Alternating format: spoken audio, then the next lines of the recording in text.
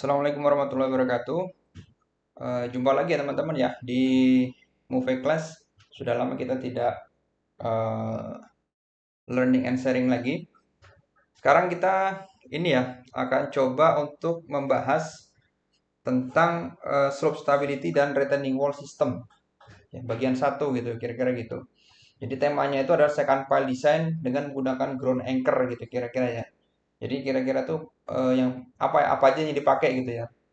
Jadi nanti misalnya dalam presentasi ini nanti ada mungkin yang kurang-kurang minta tolong untuk ditambahin atau mungkin saya ada yang salah mungkin minta tolong untuk diberi masukan gitu ya. Jadi eh, intinya kita di sini akan membahas tentang apa itu retaining wall gitu kan, retaining wall dan mungkin salah satu jenis dari retaining wall yang akan kita bahas di sini sekarang ya, yaitu berbentuk second pile. Apa itu second pile? Oke, kan kita lanjut ya.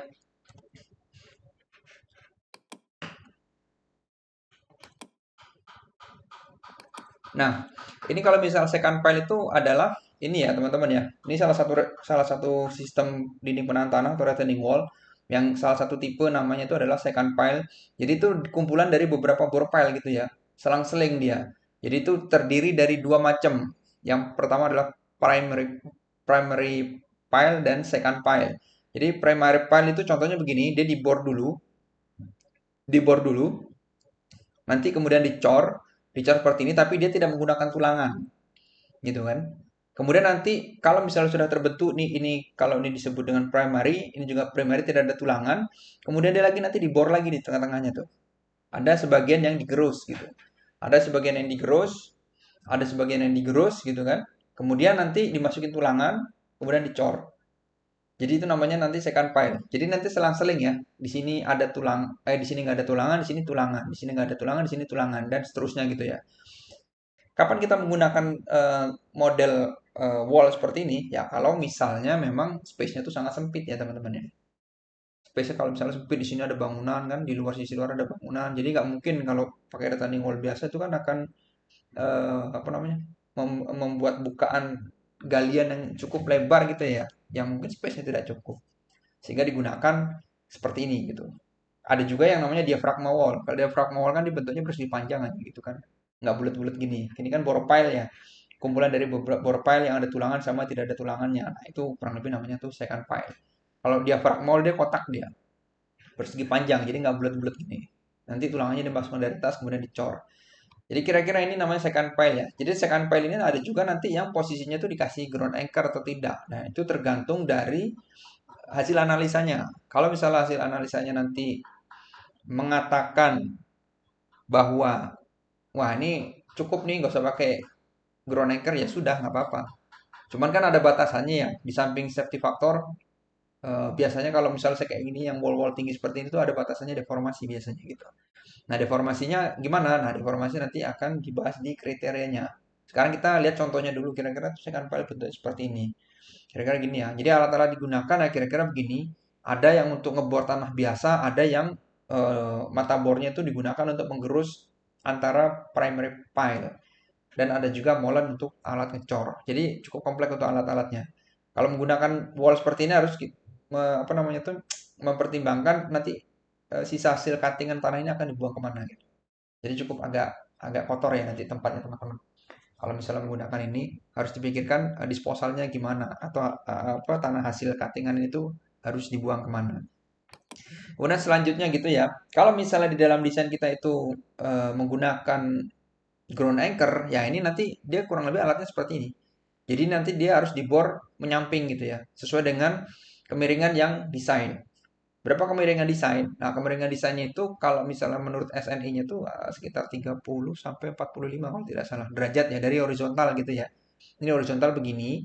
Nah, ini nanti kemiringannya sekitar gitulah, kira-kira gitu. Kalau ini horizontal ini gini, nah ini sudutnya gitu. Kira-kira gitu. Jadi ini alatnya untuk dibor miring gitu ya. Dibor miring tergantung. Ini kalau misalnya seperti ini berarti dia harus menembus di posisi yang mengcoring, melakukan coring di posisi beton tadi, beton second pile itu di coring. Jadi ya memang harus mata bor khusus kemudian dilanjutkan dengan ngebor tanah ini gitu. Sampai kedalaman tertentu ya.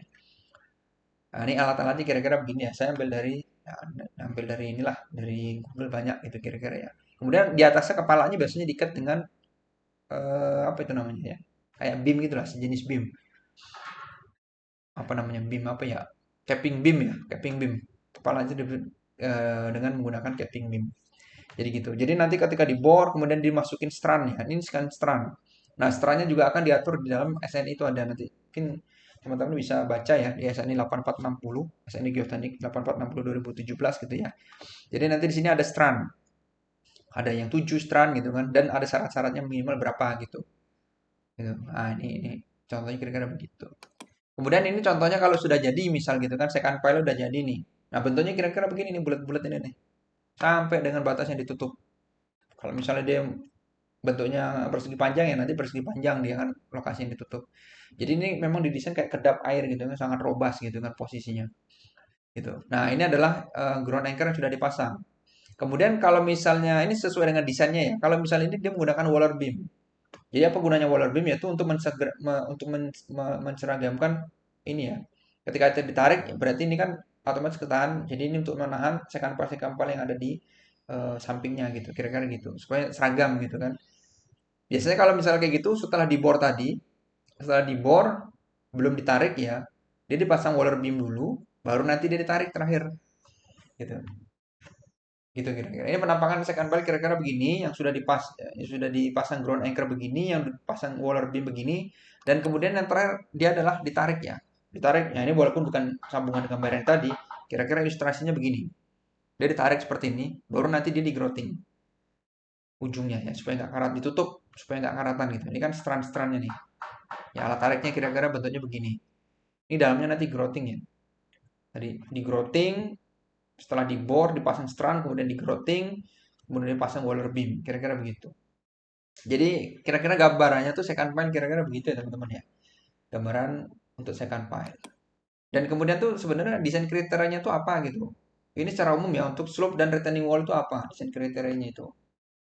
Deformasinya harus berapa, safety faktornya harus berapa kan kayak gitu kira-kira. Dan kalau misalnya kita lihat dari SNI ya, SNI Geoteknik ya, untuk safety faktornya itu kalau untuk long term itu artinya ketika galinya sudah selesai, sudah ground anchor sudah dipasang semua, pokoknya sudah jadi, ini final itu safety faktor itu minimal 1,5. Menggunakan stress analysis, efektif stress analysis ya, karena memang kalau posisi galian itu yang kritikal itu adalah efektif stress analisisnya. Jadi long termnya untuk jangka panjang dan jangka panjang itu biasanya menggunakan parameter efektif. Kira-kira seperti itu. Itu jangka panjang. Kemudian nanti kalau misalnya jangka pendek short term gitu kan, misalnya galian bertahap masih proses konstruksi itu safety faktornya 1,3 minimal. Ini kebetulan di sini tidak dicantumkan ya, gitu ya.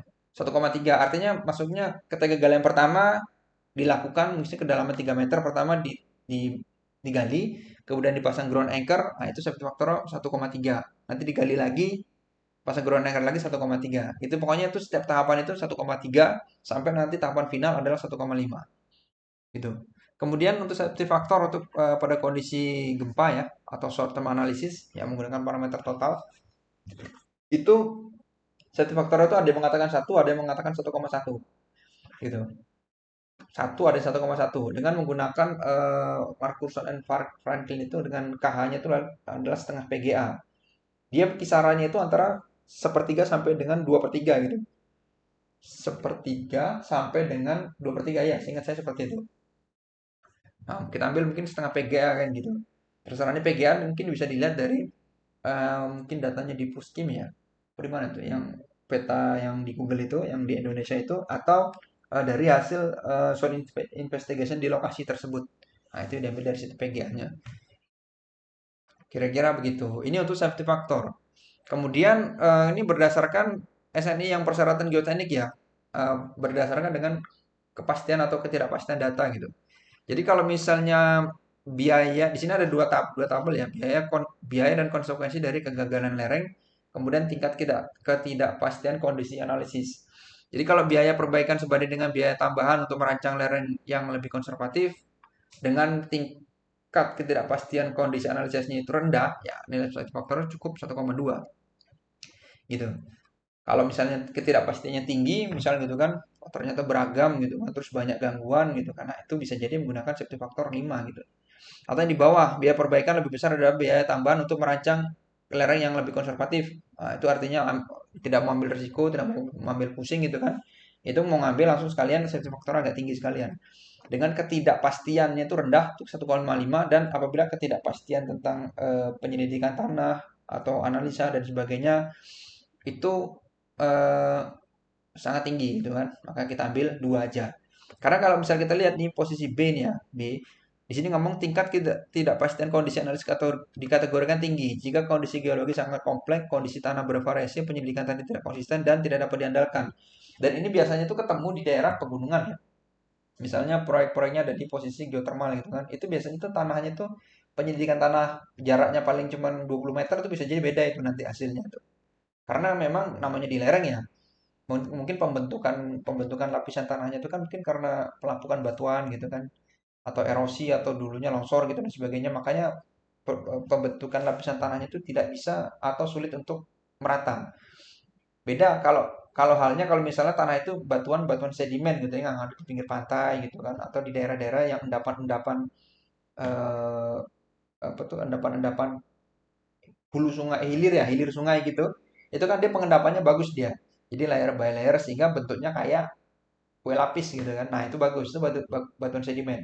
Itu kalau itu tergolong ya geologinya mungkin bisa ditebak ya. Mungkin kalau misalnya kita melakukan tes di sini, kemudian jaraknya 100 meter, mungkin lapisannya masih cenderung sama gitu. Masih cenderung sama gitu kan. Ketebalannya mirip, posisi urutannya juga mirip. Nah, itu mungkin lebih pasti ya. Tapi kalau di daerah pegunungan, residual soil lah, itu agak sulit. Makanya mungkin kita akan menggunakan, ya bisa dikatakan tingkat ketidakpastiannya kita sebut ya tinggi gitu kan. Untuk mengcounter itu gitu. Untuk jaga-jaga lah ibaratnya gitu. Kemudian selanjutnya ini adalah untuk batasan deformasinya. Tadi adalah batasan adalah tadi adalah batasan safety factor, sekarang adalah batasan deformasi. Jadi kalau misalnya kita lihat itu adalah X adalah jarak dari batas galian, H adalah kedalaman kedalaman galian, kemudian defleksi izin, defleksi dinding gitu kan. Nah, zonanya itu dibagi menjadi 3, zona 1, zona 2, dan zona 3 gitu kan. Zona 1 itu X per H itu kurang dari 1. X itu adalah jarak bangunan dari tepi galian yang atas ya. Kalau di SN ini saya agak bingung juga nih saya ini. Tapi kalau misalnya dia kalau diperhatikan dia adalah jarak yang atas ya, bangunan misalnya galiannya dalam, terus ada bangunan di sisi sampingnya tapi di bagian atas gitu kan. Nah, itu X, itu nilai X. Kemudian H itu adalah freestandingnya itu berapa atau posisi yang digali itu berapa dalam. Tinggal tinggal kita pilih ini nih. Batas batas deformasinya adalah apakah setengah persen, apakah 0,7% atau 1% gitu kan. Tipe tanah A, kalau zona 3 ini tergantung tipe tanahnya A atau B ya. Ini kita baca nih. Tipe tanah A meliputi tanah lempung atau over consolidated clay, tanah residual soil, dan tanah pasir dengan kepadatan sedang sampai dengan padat, medium to dense. Berarti ini tanah bagus lah, katakanlah tanah bagus ini. Coba tanah B itu tanah lempung, lunak, soft clay, silt, tanah organik, dan tanah timbul tidak padat. Nah, ini adalah tanah yang jelek. Jika tanahnya jelek, maka batas deformasinya itu 1% ini ya, tipe B ini ya. Tanah tipe B ini. Maksimum 1%. Tapi kalau misalnya tanahnya bagus, batasnya itu cuma 0,7% gitu kan. Gitu. Kalau misalnya kurang kuat ya mungkin bisa dipasang ground anchor atau strat kan kayak gitu. Untuk mengurangi terjadinya deformasi. Kalau yang sudah-sudah yang pernah dilakukan itu biasanya safety factor sih masuk. Cuman untuk batasan deformasi yang ketat ini yang agak sulit. Karena ini deformasi ini kan salah satunya fungsi dari modulus elastisitas ya. Mungkin dari material struktur ataupun mungkin dari material tanah. Nah, ini yang untuk menentukan agak sulit nilai E-nya ini. Kan korelasinya cukup banyak kan kayak gitu. Harus benar-benar dilakukan pengujian yang akurat. Kira-kira begitu. Kemudian model struktural. Misal kita punya contoh seperti ini ya. Nah, ini kan misalnya kita punya contoh gini, ini tanah ini tuh mau digali nih, yang di arsir ini mau digali. Ini adalah tanah asli ini yang ini. Kemudian ini adalah finish ground levelnya dan sini akan dikasih second pile gitu. Misalnya seperti ini. Jadi kan kalau misal X, nah bisa nih ke arah sini nih. Ke arah sini atau ke arah sini. Ke arah kanan. Kalau saya kemarin pertimbangan karena di sini akan dibuat sebuah plan gitu kan, saya ambil sebelah sini. Kalau di sini memang ada pipa existing gitu kan, misal gitu kan, sangat dekat, nah, berarti masukkan kategorinya yang tadi berapa tadi? 0,1% tadi ya? Berapa tadi? 0,5% ini. Jadi kira-kira begitu. Nah, ini tinggi sekali, sekitar 12 meter gitu. Jadi kalau misalnya tidak diberi second file, itu sulit gitu. Karena di sini ada pipa existing. Jadi tidak mau nggak mau, ya salah satu prosesnya ya kita menggunakan ini gitu. Kalau langsung 12 meter tanpa ada perkuatan, ya hasil analisanya nggak bisa gitu loh. Dari hasil analisa yang digunakan nggak bisa harus ada perkuatan dengan menggunakan ground anchor. Kira-kira gitu. Dan ini contohnya ya, misal kayak gini. Jadi kalau misalnya dilihat, misalnya ada tanah, kondisinya begini, layer 1, layer 2, dan layer 3. Seperti ini. Di sini ada pipa-pipa existing gitu kan, warna biru. Nih mau ada satu tambahan pipa warna merah gitu. Ini posisinya mau nggak mau harus dikasih second file dan diberi dengan perkuatan ground anchor. Nah, kalau misalnya ground anchor itu biasanya terdiri dari dua ya komponennya itu, free length dan bond length. Jadi di posisi ini. Kenapa ada begini? Kalau menurut di SNI itu dipersyaratkan itu posisi bond length ini itu sekitar 8 sampai berapa ya? 12 meter kalau tidak salah. Dan direkomendasikan untuk tertanam di NSPT lebih dari 25 untuk tanah sand dan lebih dari 20 untuk tanah clay. 20 maksud 20 blow per 30 cm ya nilai NSPT-nya itu ya. Makanya tuh gimana caranya posisi bond length ini harus tertanam di posisi itu. Tanah keras yang sesuai dengan rekomendasinya SNI gitu. Makanya di sini panjang itu bisa beda-beda nih. Free length ini. Jadi free length ini posisinya cuma hanya untuk mengejar posisi kedalaman aja. Gitu. Nih free length ini beda-beda. Jadi gitu. Jadi harus tertanam di posisi yang NSPT-nya tadi lebih dari 25 atau lebih dari 20, tergantung dari masing-masing tanahnya. Kira-kira begitu. Jadi gitu ya. Ini ada free length, ini ada bond length gitu. Bond length ini harus tertanam direkomendasikan di NSPT ya tadi. Dan ini free length. Dan ini komponen-komponen yang terjadi di ground anchor atau apa sih yang bagian-bagian ground anchor ya kira-kira beginilah ya. Ini adalah bond length. Nanti full growthing ya di sini tuh full growthing gitu kan. Ini namanya bond length. Kemudian dikasih separator. Kemudian di sini adalah free length. Free length ini yang setahu saya itu yang di growthing adalah bagian dalamnya saja. Luarnya tetap bebas. Bonding sleeve kan, debonding sleeve kan di situ makanya disebutnya itu. Makanya di growthing cuma dalam supaya nggak karatan dia. Kemudian dia ada blok ya, ini tendonnya nih. Kemudian nanti ditarik nih. Yang kuning ini hidrologik yang digunakan untuk menarik, ya, ditarik tension gitu kan. Kira-kira begitu. Dan ini harus memenuhi persyaratan ya. Bond length ini. Dan ini salah satu cara kalkulasi bagaimana cara menghitung bond length ya. Bond length daripada ground anchor gitu kan. Bond length daripada ground anchor. Ini diambil dari SNI. Jadi posisinya itu ada di posisi tanah clay, ada juga di posisi tanah sand. Kalau misalnya kita lihat dari rumus-rumus ini mirip dengan pile capacity ya. Penghitungan pile capacity. Hanya saja kalau pile capacity, misalnya PC pile atau bore pile itu kan dia ada end bearing sama friction ya. Tapi kalau di sini kita hanya menghitung friction saja tanpa ada end bearingnya. Karena kan dia dicabut ya. Sehingga komponen yang ada hanya friksi. Jadi rumusnya begini, alpha dikali AS kali S kali SU. Nah, ini keterangannya masing-masing gini. AS adalah slip area of fixed length. Fixed length artinya dia itu adalah luasan keliling dikali panjang ya. Keliling lingkaran, kalau misalnya diameternya 200, si ground anchor itu berarti ya keliling dari 200 itu dikalikan panjangnya. Kalau panjang 10 meter berarti kali 10 meter. Itu adalah shift area of fixed length. Length fixed angkur. Nah, ini adalah posisi panjang fixed angkurnya. Jadi kalau misalnya tadi itu luasan sleeve dikali panjang itu nanti dapat AS total gitu ya. Kemudian ini adalah average on range shear strength ya. Nah, nanti bisa dihitung cara ngitung shear strength bisa dilihat di slide apa tuh namanya video-video yang sebelumnya ya. Kemudian di sini ada namanya adhesion factor juga.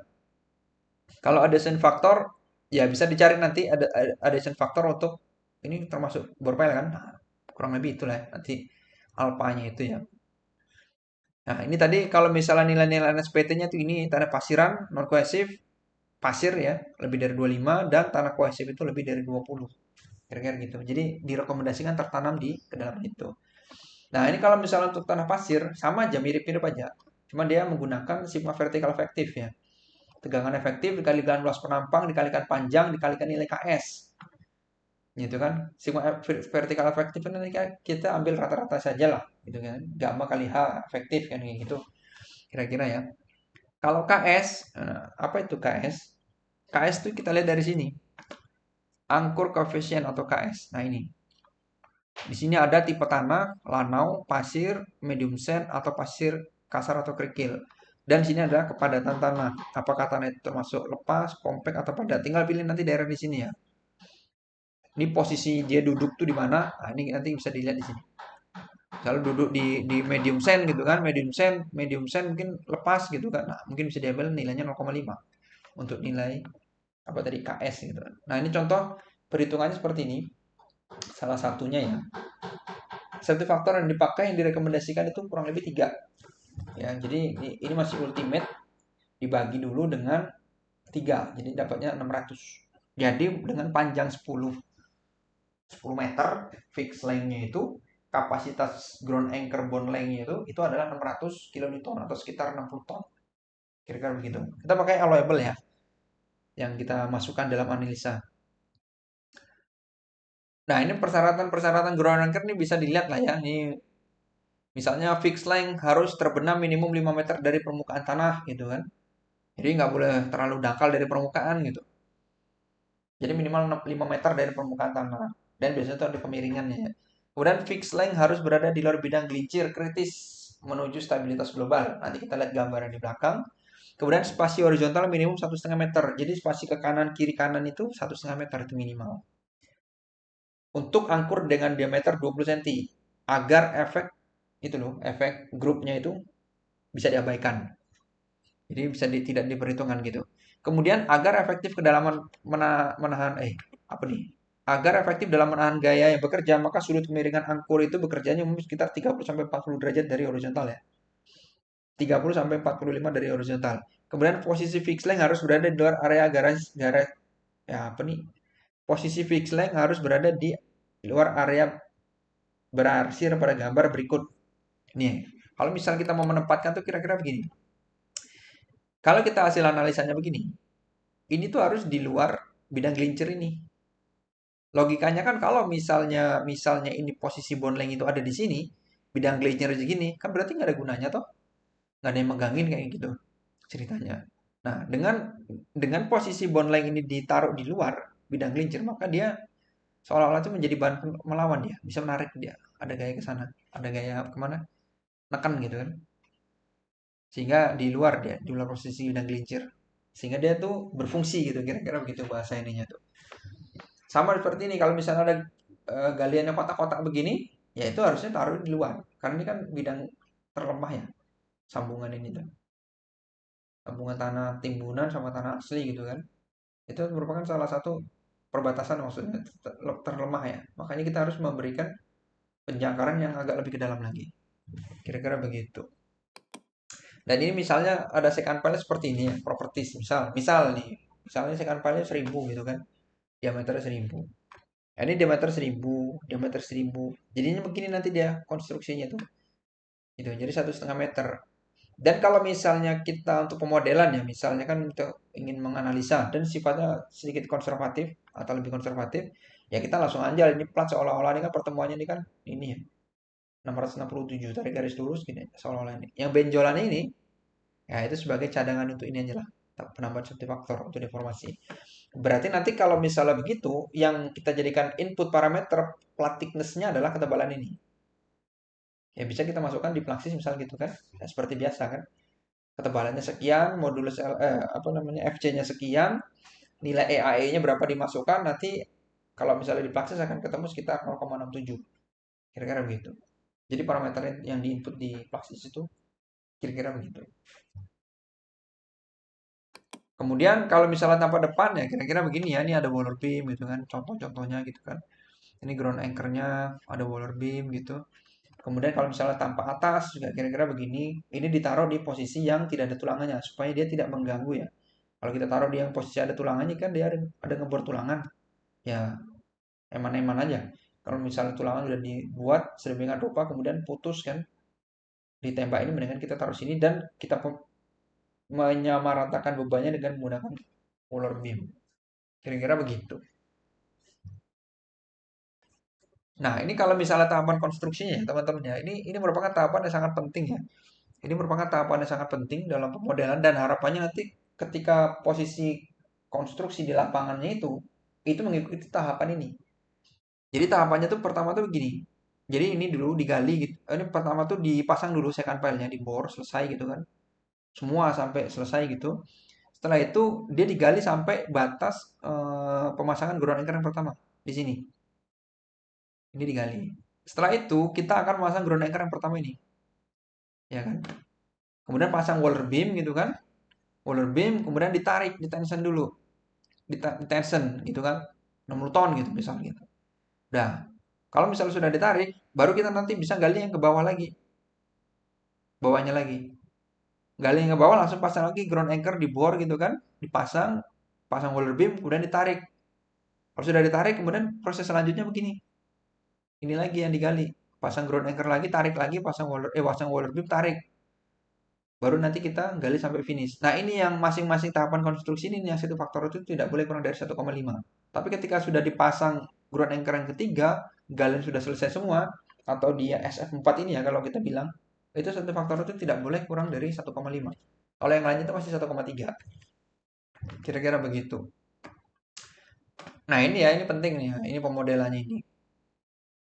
Jadi kira-kira begitu kalau untuk yang ground anchor nih. Ya, kira-kira begitu ya teman-teman kalau untuk permasalahan ground anchor. Mungkin kalau misalnya ada yang lebih paham dari teman-teman sekalian, nah gimana tuh modelnya? Saya sudah ada sebenarnya modelnya. Nah itu mungkin inilah. Kalau misalnya teman-teman berkenan, coba nanti kita coba bahas input parameter yang di Plaxis itu gimana gitu kan. Cara inputnya itu. Ya mungkin silakan aja komen di bawah.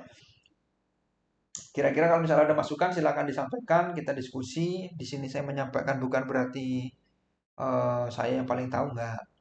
Tapi mungkin yang nonton jelas mungkin lebih banyak yang lebih bisa gitu kan. Beri masukan ke sini. Eh, saya kira demikian teman-teman ya. Lebih kurang mohon maaf. Saya kira demikian. Assalamualaikum warahmatullahi wabarakatuh.